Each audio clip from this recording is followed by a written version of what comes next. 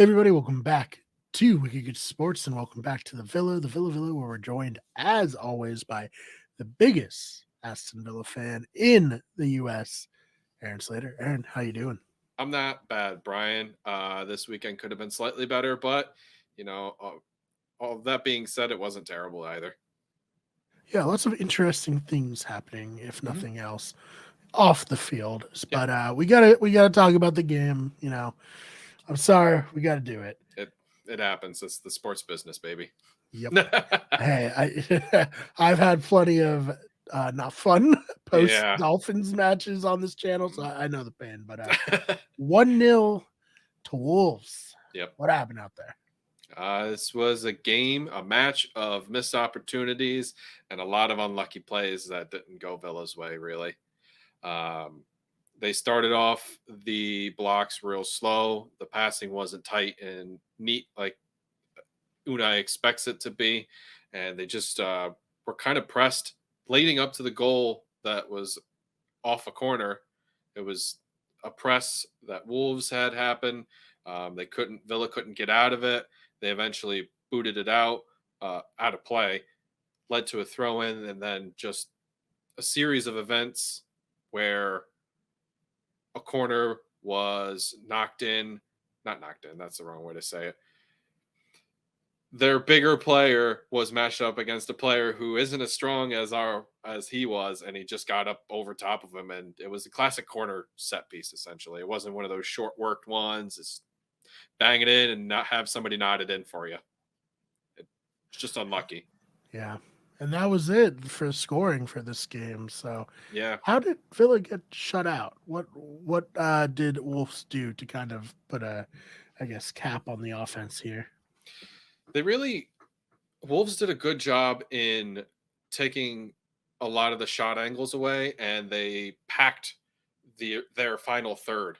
So a lot they were really Villa was facing like a 6-3-1 almost, and it was just it's so hard to pass into spaces that aren't there or small pockets of space if you don't have the technical abilities, and that's what Wolves were banking on.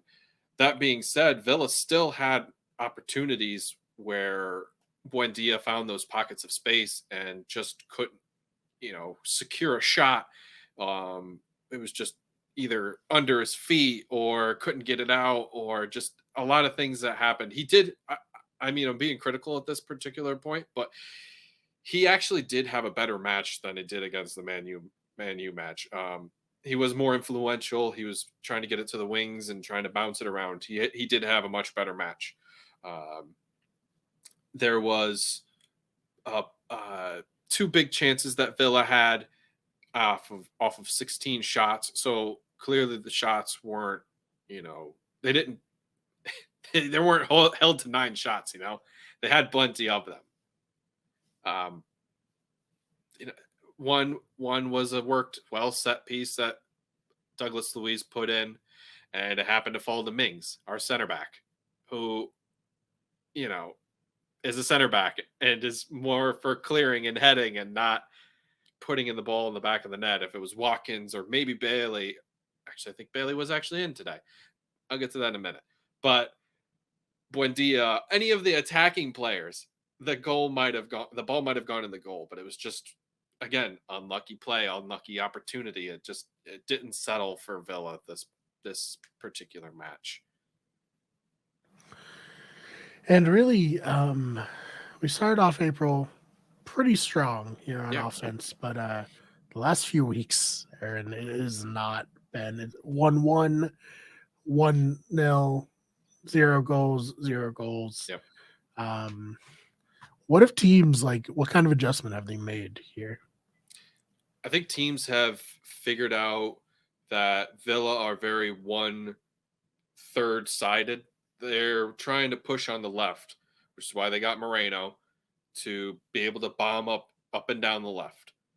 And I think from my point of view, teams are trying to shut that off.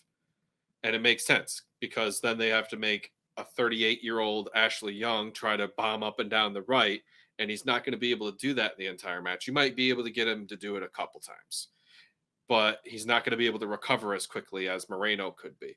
and the connection between Moreno and Bale or Moreno and Ramsey have been really good.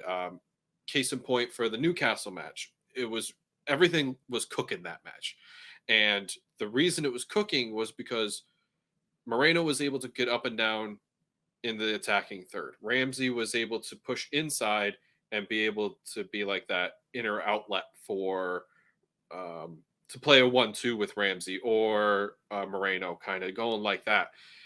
And teams are noticing that, so they're trying to shut that side down and trying to make Villa find another way in order to score. So there's just players. It'll be fixed in the summer, is what I'm trying to say.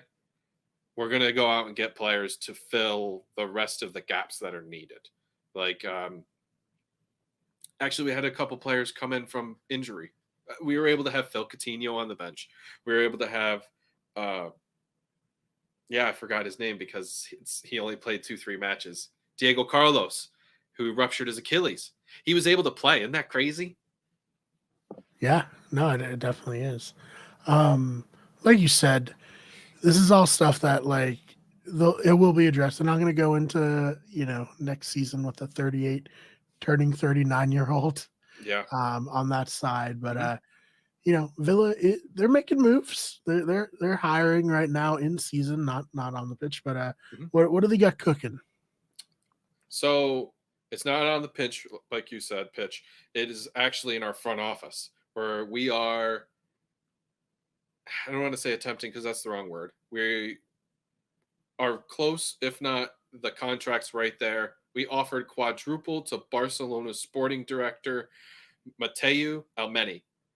And that name is a big name in soccer because he is seen as the guy who has been able to turn Barcelona around and to be able to, you know, cut some of the bloating, some of the aging, and the debt ceiling around for this Barcelona team. So to be able to get a genius like that for Villa shows the fact that they're going to have a ton of ambition in the summer window to go out and sign players that Unai wants, and they're going to be working hand in hand, allegedly working hand in hand, whatever that means, really, to try to bring in players that fit the system and are only going to make Villa succeed more in the next season to come. So that's very exciting. Obviously, I mean, Fair. I feel like this whole season since we've been covering them, it's been a lot of this is exciting, but Mm-hmm. it'll be more exciting when they have a whole off season to actually For make sure. these changes. And this is the first step to that. Yeah. And I'm excited to see what happens there. I'm excited to see who they sign, all that. But This is the most excited I've been since they've gotten promoted back into the Premier League. Like, yes. it was, again, like I've said, it's like promises, promises, promises, and Mhm. everything got dropped. And now it's promise with weight to it, and we're gonna follow through. And that's the difference with what I'm seeing currently versus what I've seen in the past. Yeah, Like, that's all the you can really ambition's ask there. for as a fan, that they actually go for it. Yeah, like I feel like it could be like a Newcastle where they don't have quite as much money as Newcastle has, Sure. but still, our owners are wealthy owners. Yeah. Wes Edens and Nasefi Suarez are both billionaires, and they Mhm. make a ton of money to be able to pour money into the success that's going to be put forward from their ambition. Yeah, and I mean their owner, he's this is gonna transition here. Stay with me. He's co-owner of the Bucks. The Bucks, Hmm. they're a great team. I mean, they have, if not the best player in the league, one of the top three best players in the league, Yes. in Giannis. And they got bounced in the first round. They lost to the Miami Heat, Hmm. even though they had the best record in the NBA. And they weren't satisfied with that. And they fired their coach. So this ownership, at least to me, is signaling that they want championships. Yeah. They're not going to settle. And Hmm. that kind of brings up our next hire. They brought someone over from the NBA. Yep. someone who Jack and Ryan might know better than I, but you know, t- tell me about this. So they went out and signed Chris Heck, and he helped with the commercial, right? It's, So man, he was a marketing manager for that's the it. 76ers, and then Mhm. he was the team president since 2017. Um, I don't know exactly what that means Yeah, right. in the NBA. I don't know what his specific day to day duties were, but during his tenure, and he started in 2013 working with the team. During that, the 76ers pretty much reinvented themselves entirely. They came off of the Allen Iverson, then the failed like trying to promote Andre Iguodala into the Hmm. next superstar for the 76ers. That didn't work. So they went all in on tanking in something called the process because you had to trust the process Yeah. because the NBA, Yep. really the best way to get better is to lose and get a top pick. And Yep. they got Joel Embiid. Joel Embiid, he just won the MVP. He's an amazing player. Hmm. You know, it worked out. They haven't won any championships from it, but it was definitely like a bold and ambitious strategy from Hmm. them. So interested to see if he comes in and kind of helps Villa reinvent stuff. Which I think he will. That's definitely what I feel is the push for Chris Heck, is that the commercial side of him will probably try to broaden the horizons and broaden that the brand of Villa to different countries. Like they're going to be coming to America, Villa. And They're you'll be there. You'll be seeing I them, right? I will be there. Yeah, I get to be there in Philly, so that's pretty sweet to be able to catch an S- Aston Villa game. Serendipitous that Uh, they it's got the 76ers guy. They'll right. be in Philly Heck yeah. Oh, um, maybe they had something and work cooking in the background that we have no this idea. whole time. Yeah, Maybe. exactly. Who are they playing? I think you said it, but I missed it. So for anyone who Um, Goodness, it wasn't Newcastle. It might be Brentford off the top of my head. I can't quite remember. I could tell you I think it's Fulham and Newcastle, and then it's a doubleheader that I get to see actually, so it's pretty oh, cool. that's awesome. Yeah.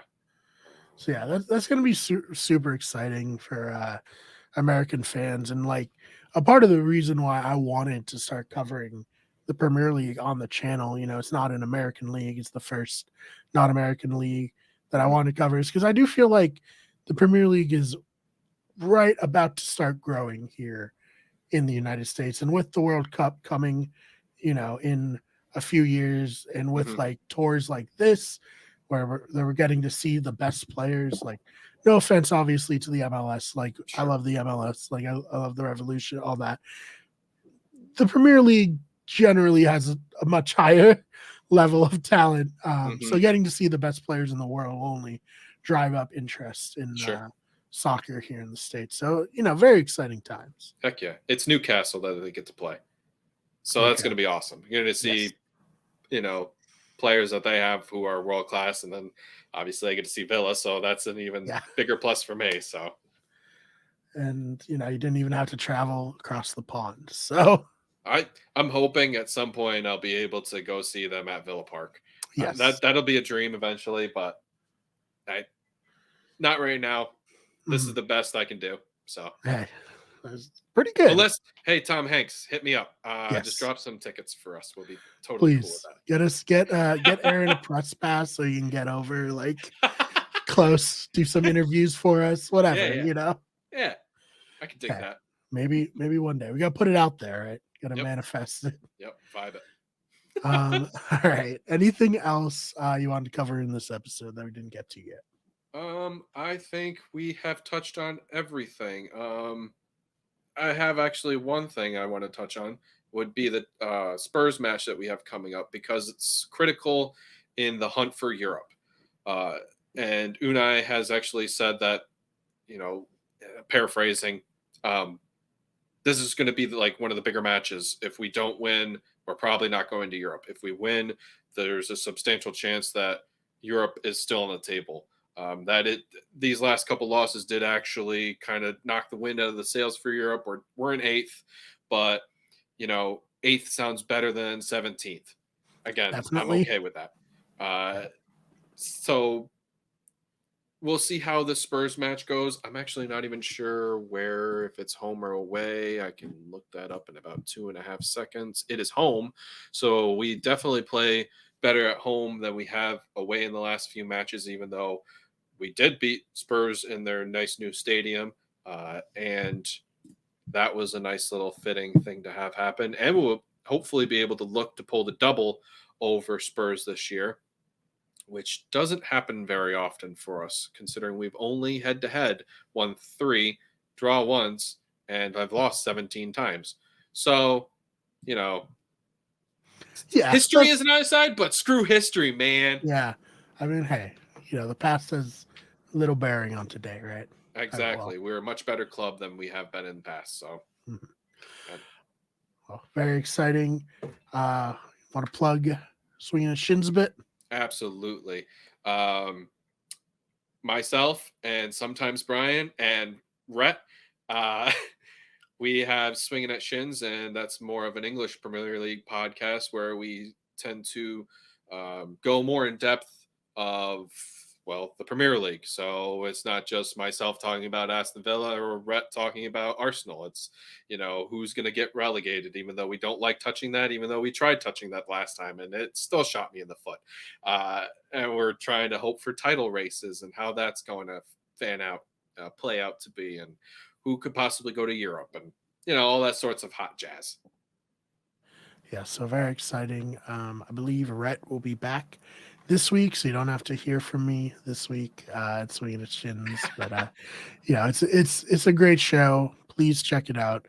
They put a lot of work into it. So, other than that, I'm not really using Twitter right now. Friendship ended with Twitter. I don't have a new best friend yet, but it's complicated. Yeah, it's not even complicated. I know you cut that out. Yeah, I'm trying to live a healthy life on my internet, but you can follow the channel pretty much on all social media. Search Wicked Good Sports, and Swinging at Shins also on pretty much all social media except for Twitter also. But so please follow us there, rate this, give us nice reviews, and other than that, Aaron, thank you so much for your time. Oh, sorry, I'd like to plug one more thing. Okay, yes, please do. Swinging at Shins is going to be at Beer Garden live May 28th. Is it 28th? Oh God, yes, it's 28th. So we'll be there live at Beer Garden, Albany, Broadway, that beer garden there, and we'll be live streaming and seeing how the last final match day goes. We also have something going on with the Liverpool fan group that we can't quite say yet, but it's going to be awesome. So expect to see you there. Yes, very exciting. We'll have more on that as it draws closer. But other than that, thank you so much for listening, and we'll see you in the next one.